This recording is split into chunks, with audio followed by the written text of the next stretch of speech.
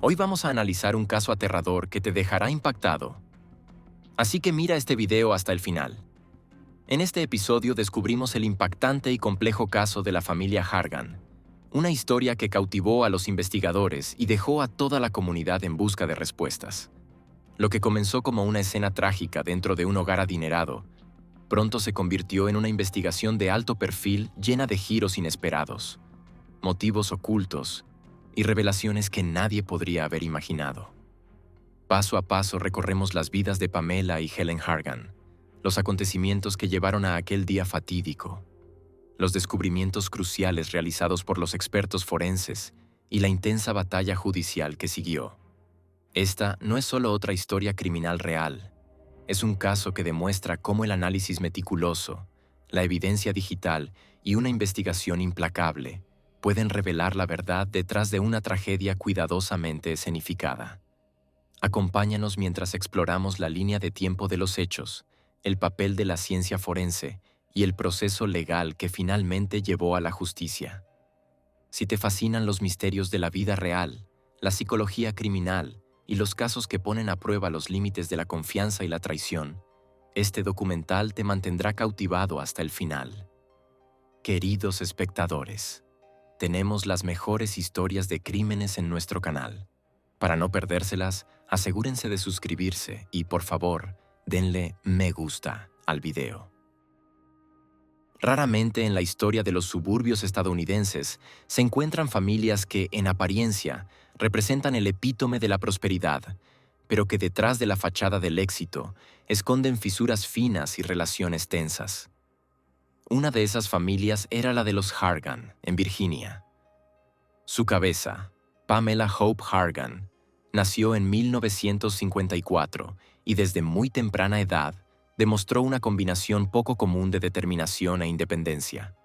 Su infancia no se distinguió por el lujo, pero sí contenía aquello que más tarde se convertiría en su rasgo característico: el deseo de construirlo todo con sus propias manos y no depender jamás de las circunstancias.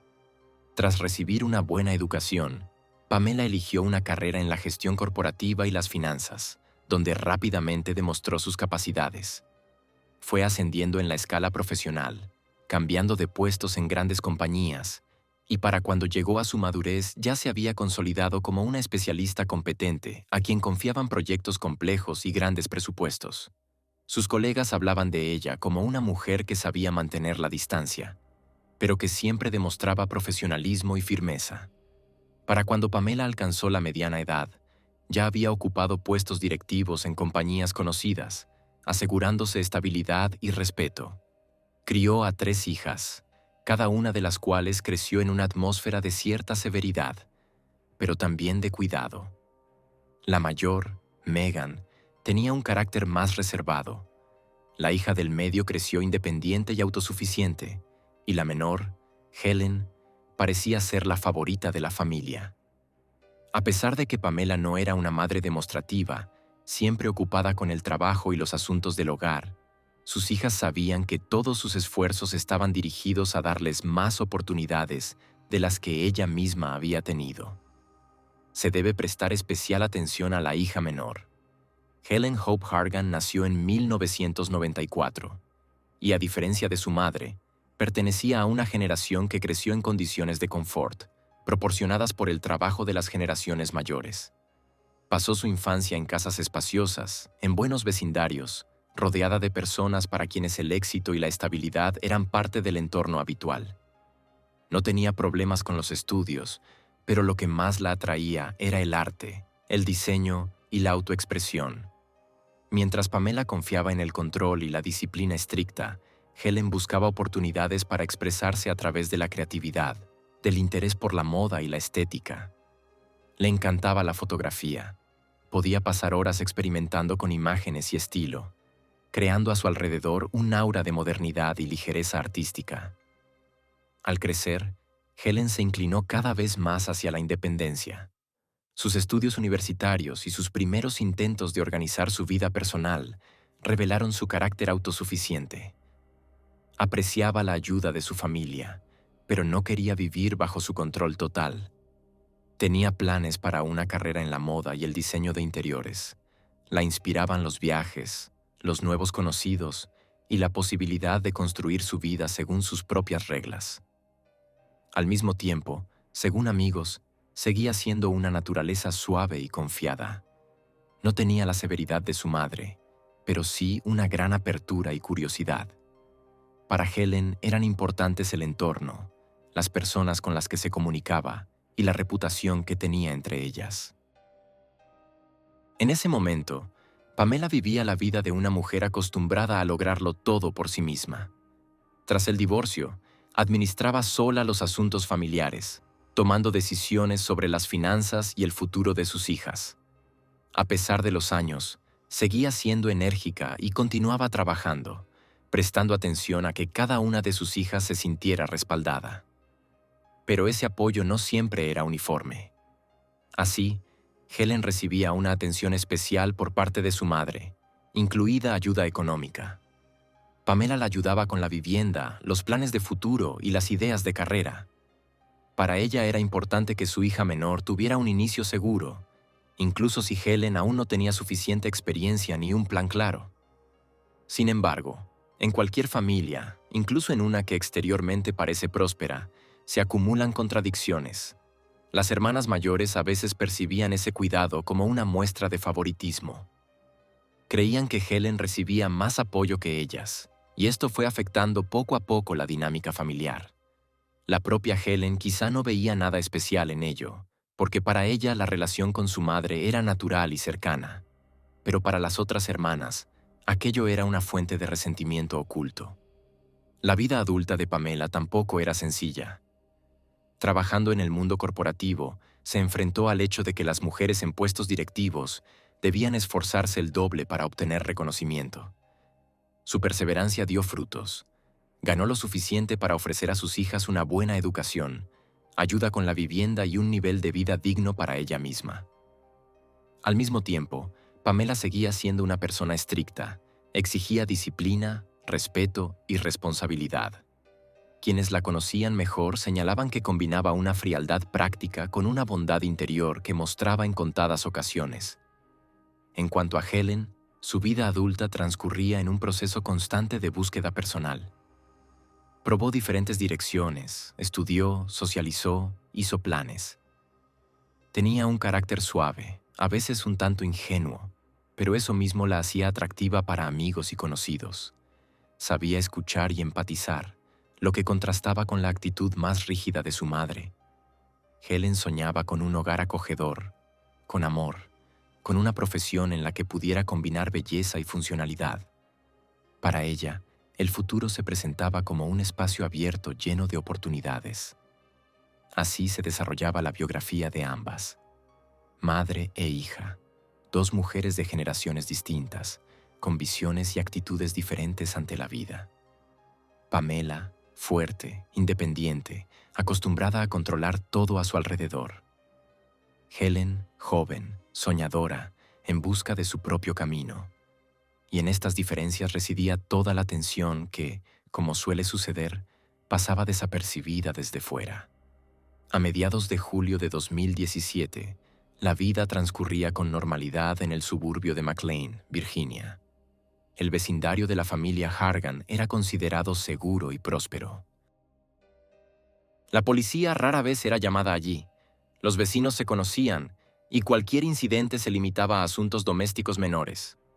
Por eso, todo lo que ocurrió el 14 de julio fue un impacto no solo para la familia, sino para todo el condado de Fairfax. En la tarde del 13 de julio, Pamela Hope Hargan, una ejecutiva de 63 años con muchos años de experiencia en el ámbito corporativo, pasó el día con su ritmo habitual. Trabajó desde casa, mantuvo correspondencia con colegas y con sus hijas, discutió asuntos relacionados con las finanzas familiares y las tareas domésticas. Era típico de Pamela tenerlo todo bajo control. Planeaba reuniones, ajustaba su horario, supervisaba las labores del hogar. Ese mismo día habló con Helen, su hija menor. Su comunicación fue cotidiana. Planes para el fin de semana, compras para la casa, asuntos que pensaban resolver juntas. Helen, de 23 años, llevaba la vida habitual de una joven, Se escribía con su novio, compartía pensamientos sobre el hogar, planes y trivialidades. Ese día parecía tranquila y ocupada con las cosas de siempre. Más tarde, la investigación establecería que por la tarde y la noche, Helen hablaba con su novio sobre planes de futuro, mostraba fotografías, comentaba lo que pensaba hacer al día siguiente. No había señales de que algo malo pudiera haber ocurrido en la casa. El 14 de julio debía comenzar como un día cualquiera. Pamela era una persona disciplinada. Sus colegas sabían que siempre respondía a tiempo, nunca desaparecía sin explicación y atendía llamadas incluso en momentos inoportunos. Sin embargo, ese día la situación cambió. Cuando llegó la hora de la primera comunicación prevista, Pamela no respondió. El teléfono permanecía en silencio. Los correos seguían sin contestarse. Para una mujer de negocios de su nivel, aquello resultaba extremadamente inusual. Mientras tanto, el novio de Helen intentaba comunicarse con ella. Todavía hablaban a primera hora de la mañana, pero después la conexión se perdió. Los mensajes quedaron sin leer. Al principio pensó que ella estaba ocupada o no escuchaba el teléfono. Pero cuanto más se prolongaba el silencio, más aumentaba su inquietud. Varias llamadas seguidas, ninguna respuesta y la falta total de contacto lo pusieron en alerta. A primeras horas de la tarde, se hizo evidente que la situación no era normal. El novio de Helen decidió pedir ayuda. Llamó a la policía e informó que algo extraño podía estar ocurriendo en la casa de la familia Hargan.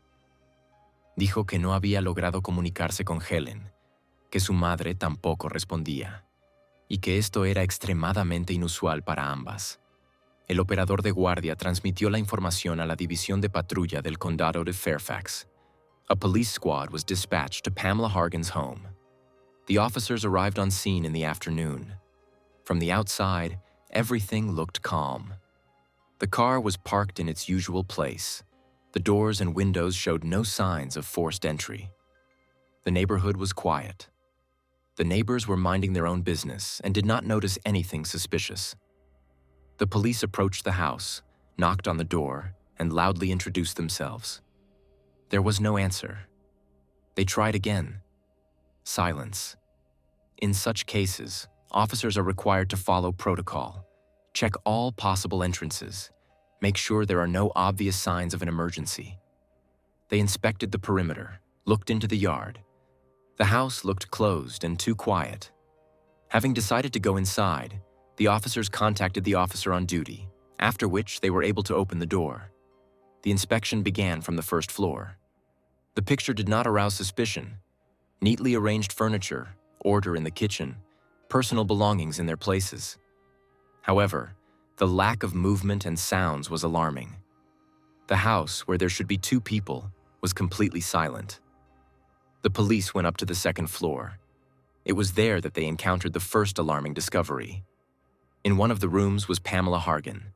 The officers immediately realized the woman was dead. Everything looked as if death had occurred suddenly. But the officers were obliged to continue their investigation. In the next bedroom, they found Helen. The young woman was also lifeless. This was the turning point. It became clear that this was not an accident or a domestic incident. 2 bodies were found in the house. The circumstances of the deaths required an immediate investigation. The officers immediately called for backup. The area was cordoned off, additional patrols and forensics officers drove out onto the driveway. The quiet McLean Street was filled with flashing lights and short radio conversations. Neighbors came out into the street, watching what was happening, not understanding what exactly had happened. To them, the Hargans' house had looked completely calm the day before, but now it had become the center of a police operation. The radio reports were clear. 2 bodies, female, approximately 60 years old. Young female, 23 years old. Circumstances unclear. Forensics required.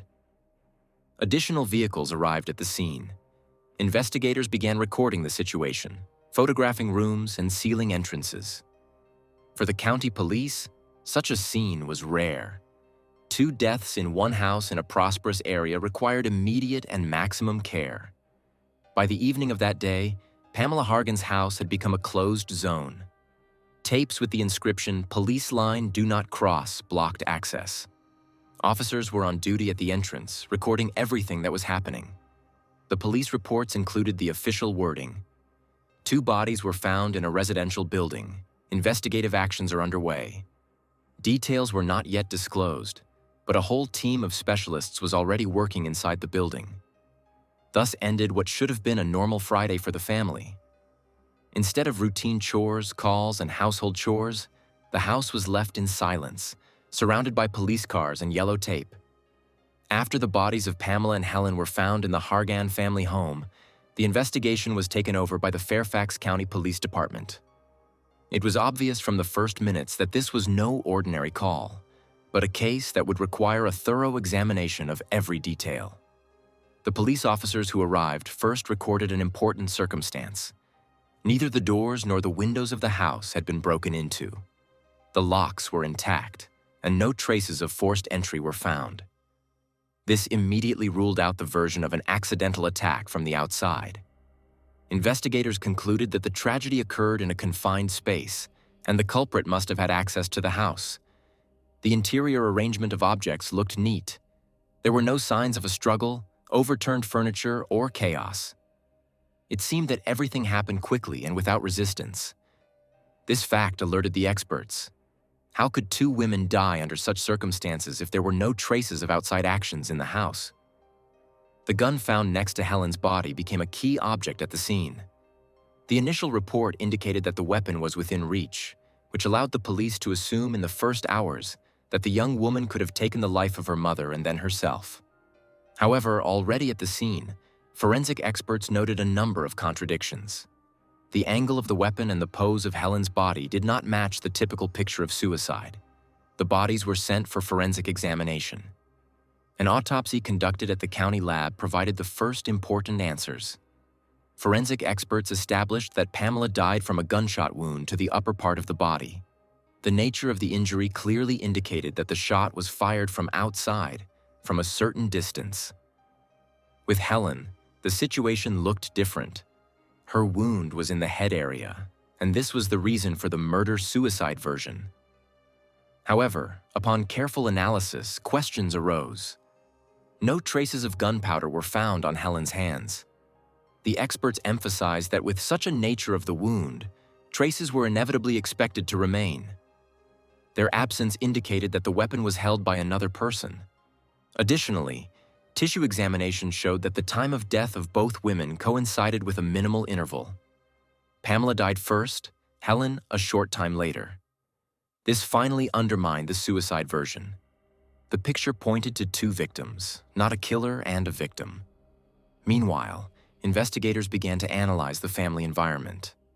Pamela had 3 daughters. Helen was the youngest. Her body was found in the bedroom. Ashley, the middle daughter, lived separately and had a confirmed alibi. There was the eldest, Megan Hargan. At first glance, Megan did not have a direct motive. But during the first interviews with witnesses, important information emerged. Neighbors and acquaintances said that the relationship between Pamela and her eldest daughter was tense. Megan depended on her mother financially, but at the same time wanted more independence. Pamela, on the contrary, controlled her daughter's spending and decisions, which often led to conflicts. At the same time, forensic experts studied digital traces. The police lab requested Pamela's bank transaction data for the last few days. It was there that they found a strange episode. On the day of the tragedy, someone tried to transfer a large sum of money from Pamela's account to an external account. The attempt was unsuccessful, but the fact was recorded in the system. Upon inspection, it turned out that Megan Hargan was the initiator of the transfer. This discovery became the starting point for the investigation. Financial motives in such cases often prove decisive. The police also checked other digital traces: calls, messages, geolocation data. Megan's phone was recorded in the area of her mother's house exactly at the time of the murder. During interrogation, Megan behaved tensely. She claimed that she was not nearby, that she learned about the death of her mother and sister only from the police. But her words did not match the digital evidence. Moreover, her explanations about the bank transfers turned out to be confusing and contradictory. Investigators requested additional examinations. The prints on the gun confirmed that Helen had not held the gun. Las huellas pertenecían a otra persona, y el patrón coincidía con las muestras tomadas de Megan. Megan también tenía acceso al arma. Sabía dónde se guardaba y podía haberla utilizado sin obstáculos. Todo esto fue encajando gradualmente hasta formar un cuadro completo. Los investigadores se dieron cuenta de que la escena en la casa había sido manipulada. El verdadero objetivo era hacer que el asesinato pareciera un suicidio. Pero las pruebas, forenses, transacciones bancarias, huellas, rastros digitales, apuntaban a otra cosa. Al final del primer año de investigación, quedaban pocas dudas. El agresor desconocido no era un extraño, sino un familiar cercano. Y el nombre de ese familiar era Megan Hargan. Después de que las primeras pistas señalaran una puesta en escena, la investigación se centró en reunir una base de pruebas indiscutible. En tales casos, los errores son inaceptables. Se trataba de una tragedia de alto perfil que afectó a una familia rica y conocida, y la acusación contra la hija de la víctima requería una precisión absoluta. La tarea clave era confirmar que Pamela y Helen no murieron como resultado de un conflicto doméstico, sino como consecuencia de un crimen cuidadosamente planificado. Los expertos forenses continuaron analizando las pruebas materiales. El laboratorio del condado examinó las micropartículas encontradas en la ropa de Helen. Las compararon con residuos de pólvora. El resultado fue inequívoco. No se encontraron rastros de un disparo a corta distancia en sus manos ni en su ropa. Esto descartó definitivamente la posibilidad de suicidio.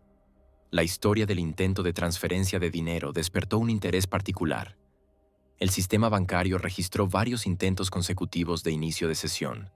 La contraseña se introdujo correctamente, lo que indicaba que quien intentaba acceder conocía los datos de la cuenta. La transferencia intentada era grande y parecía urgente. Para los investigadores, esto fue una confirmación directa de un motivo financiero. Los investigadores también trabajaron cuidadosamente en el perfil psicológico. Los colegas y conocidos de Pamela afirmaron unánimemente que Helen no podía haberse quitado la vida. Hacía planes para el futuro, hablaba de compras y viajes con sus seres queridos. Personas externas señalaron que su estado de ánimo no correspondía a la versión de una salida voluntaria de la vida. Para la policía, ese testimonio era importante. Complementaba los datos fríos de los exámenes y reforzaba la línea general de la investigación. Los interrogatorios a Megan continuaron.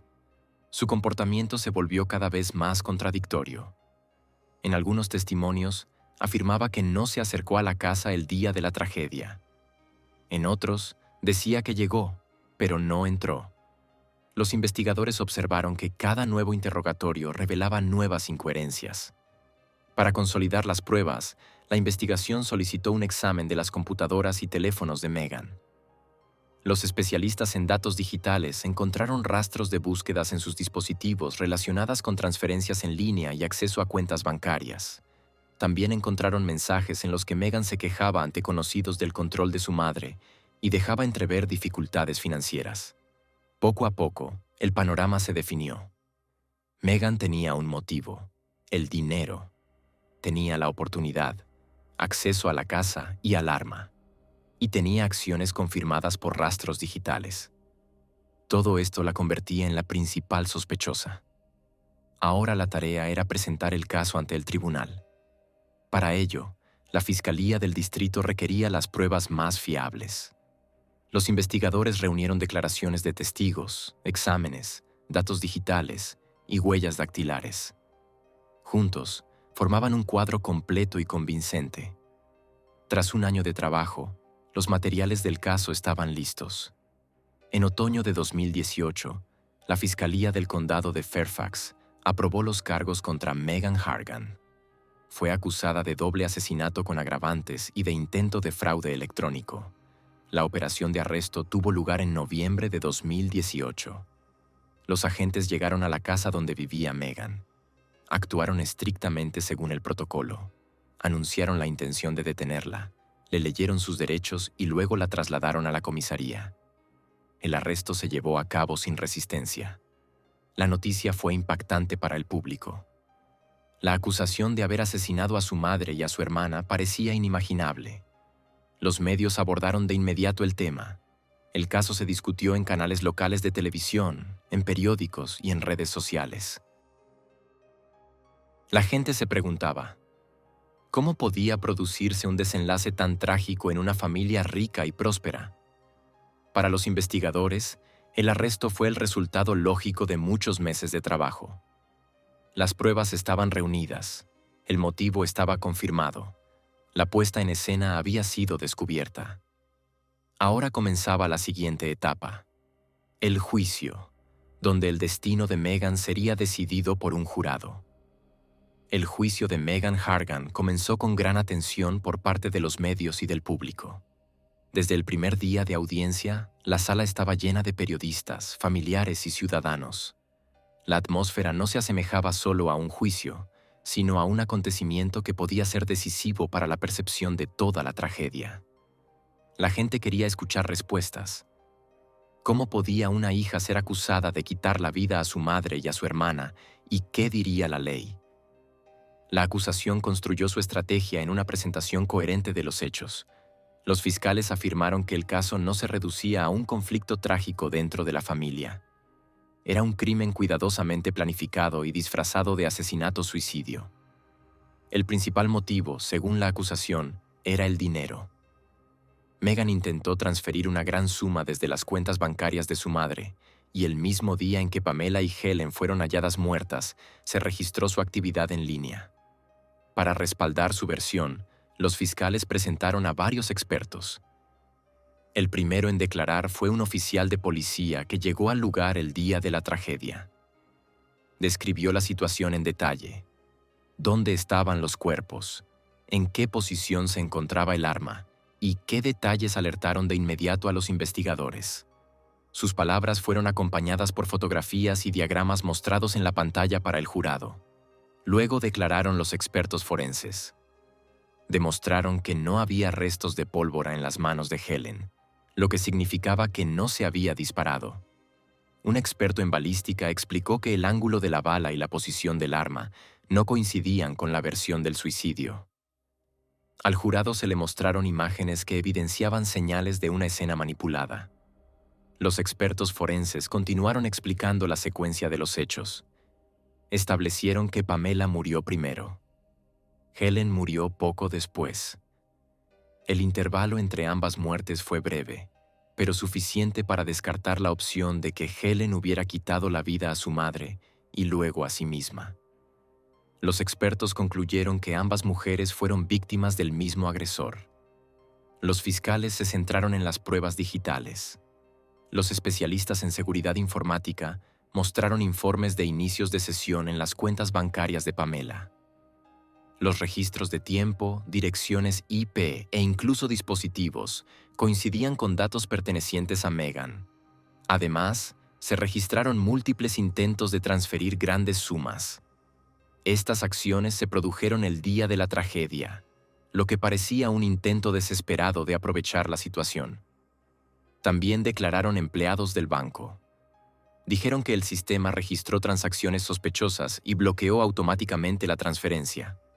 Para el jurado, este fue un elemento importante. El motivo de enriquecimiento se confirmaba no solo con suposiciones, sino con hechos concretos. Luego subieron al estrado amigos y conocidos de la familia. Afirmaron que Pamela se quejaba a menudo del comportamiento de Megan, se preocupaba por sus deudas y hablaba repetidamente de su intención de limitar el acceso de su hija al dinero. Este testimonio reforzaba la versión de la acusación. El conflicto entre madre e hija era evidente y estaba relacionado específicamente con las finanzas. Varios testigos también mencionaron la relación entre las hermanas. Según ellos, Helen sentía tensión y a veces se quejaba de malentendidos. Sin embargo, ninguno de sus familiares creía que ella pudiera quitar la vida a su madre y luego a sí misma. Para muchos de sus conocidos, Helen era una persona llena de planes para el futuro. Hablaba de compras para la casa, compartía planes de viaje y no mostraba señales de depresión. La acusación conducía todo hacia un mismo punto. El motivo era financiero. Megan tenía la oportunidad y las pruebas, rastros digitales, huellas dactilares y análisis forenses. La vinculaban con la escena del crimen y el arma. Cuando la defensa tomó la palabra, los abogados basaron su línea en la duda. Decían que las pruebas eran circunstanciales y que no había testigos directos. Según ellos, el hecho de que las huellas dactilares de Megan estuvieran en el arma no probaba su culpabilidad. El arma estaba en la casa familiar y diferentes personas podían haberla tocado. La defensa intentó presentar una versión alternativa. Supuestamente, Helen podría haber sido la iniciadora de la tragedia. Los abogados insistieron en que la investigación no demostró por completo su falta de participación. Alegaron que las discusiones entre las hermanas eran conocidas y que Helen podría haber tenido motivos para un conflicto. Sin embargo, los fiscales respondieron con hechos directos. La ausencia de residuos de pólvora, el ángulo inapropiado del disparo, la ausencia de sus huellas dactilares en el arma. Cada argumento de la defensa quedó destruido por los datos secos de los peritos. Las audiencias se prolongaron durante varias semanas. Durante ese tiempo se escuchó a más de 50 testigos y se presentaron cientos de páginas de materiales. El jurado tuvo que procesar una enorme cantidad de información. Vieron fotografías de la escena del crimen, escucharon explicaciones técnicas de especialistas y observaron diagramas y registros. Un momento importante fue la declaración de la propia Megan. Negó su culpabilidad, afirmó que amaba a su familia y que nunca habría hecho algo así. Sus palabras sonaron emotivas, pero los fiscales respondieron recordando que la acusación no se basa en sentimientos, sino en un conjunto de hechos. Los alegatos finales fueron la culminación del juicio. Los fiscales enumeraron en detalle todas las pruebas. El motivo económico confirmado por rastros digitales. La oportunidad, confirmada por los datos de presencia cerca de la casa. Las huellas dactilares en el arma. Los testimonios de los testigos y las conclusiones forenses. Enfatizaron que cada uno de estos eslabones es importante por sí solo, pero juntos forman una cadena única y coherente. La defensa, por su parte, pidió al jurado recordar la presunción de inocencia y argumentó que la acusación no había logrado demostrar la culpabilidad más allá de toda duda razonable. Cuando concluyeron los alegatos, el juez se dirigió al jurado. Les dio instrucciones. La decisión debía tomarse únicamente sobre la base de las pruebas presentadas, sin emociones ni presiones externas. El jurado deliberó durante varios días.